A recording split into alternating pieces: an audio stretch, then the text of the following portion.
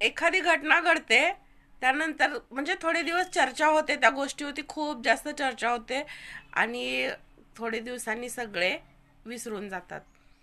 आता सगळ्यांना माहित आहे निळ्या ड्रमची कहाणी.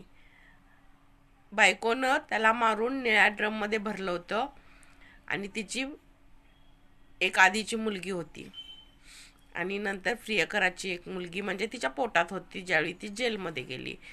आता ती मुलगी जेलमध्ये तिचा जन्म झाला.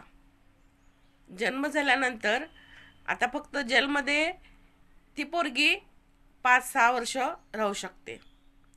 तिथून पुढं त्या मुलगीचं संगोपन कोण करणार? कारण आई तरी जेलमध्ये आहे आणि तो जो तिचा प्रियकर होता त्याला फाशीची शिक्षा झाली आणि हिला जन्मठेपीची झाली.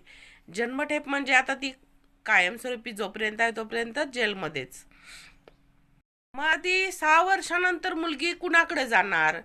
कारण तिच्या जो म्हणजे तिचे सासू सासरे होते त्या मुलगीचे, त्यांनी त्या मुलगीला ॲक्सेप्ट करायला नकार दिला. कारण त्यांनी काय सांगितलं होतं, जर DNA टेस्ट जर टेस्टमध्ये जर ती मुलगी आमच्या मुलाची असली तर आम्ही सांभाळू, जर नसेल तर आम्ही सांभाळणार नाही.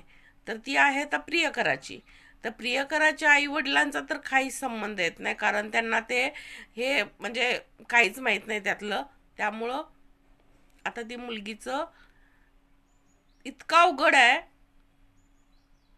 ज्यावेळी आपण जन्म देतो ना, हे अनैतिक नात्यातनं जे जन्माला येतात बाळ, त्यांचं पुढं काय होणार हे विचार कोण करणार? आता ती मुलगी अनाथाश्रमातच. त्या मुलगीचा काय दोष आहे? तिनं आई जन्मल्यापासून भोगायचं का? कशासाठी? तुम्ही जन्माला घालता, तुमच्या चुकीमुळं ती जन्माला आली आणि आता तिला आपलं आयुष्य 6 वर्षाचं जेलमध्ये घालावं लागणार. जन्मच जेलमध्ये झाला आईच्या चुकीमुळं. मग मला म्हणायचं आहे, जर तुमची शिक्षा त्या बाळाला का घालू नका ना जन्माला? असं तुम्हाला जर इतकंच हौस आहे ना, तर जन्माला घालून त्याची परवड का करताय? त्याचे हाल का करताय? ती मुलगी निष्पाप मुलगी आता थोडे दिवस जेलमध्ये राहील, त्यानंतरचं आयुष्य तिचं अनाथाश्रमात. ना आई आहे, ना बाप आहे, ना जवळचे नातेवाईक आहेत. कारण तिच्या आई वडिलांनी पण सांभाळायला नकार दिला, सासू सासऱ्यांनी पण सांभाळायला नकार दिला. आई वडील का सांभाळतील? कारण तिची म्हणजे अनैतिक नात्यातनं जन्म झालेला मुलाची जबाबदारी घ्यायला सहसा कोणी तयार होत नाही. ही गोष्ट तुम्हाला जन्माला घालायच्या आधी कळायला पाहिजे होती. प्रेम प्रेम असं सगळे म्हणतात ना, प्रेमाची ताकद, प्रेम काही नसतं. प्रेम डोळसपणे प्रेम करा. हे असलं भिकार प्रेम करू नका. नवरा असताना तुम्ही प्रियकराबरोबर मौज मजा करता आणि त्याला प्रेमाचं नाव देता आणि वरनं तुम्ही नवऱ्याला सोडून द्या ना, कशाला त्याला बिचाराला जीव घेता? त्याचा जीव घ्यायचा प्रियकराच्या मदतीनं आणि तुम्ही जेलमध्ये गेल्यानंतर मुलांचं काय होणार याचं अजिबात टेन्शन नसतं तुम्हाला. पुढचा विचार कधी केलाय तुम्ही?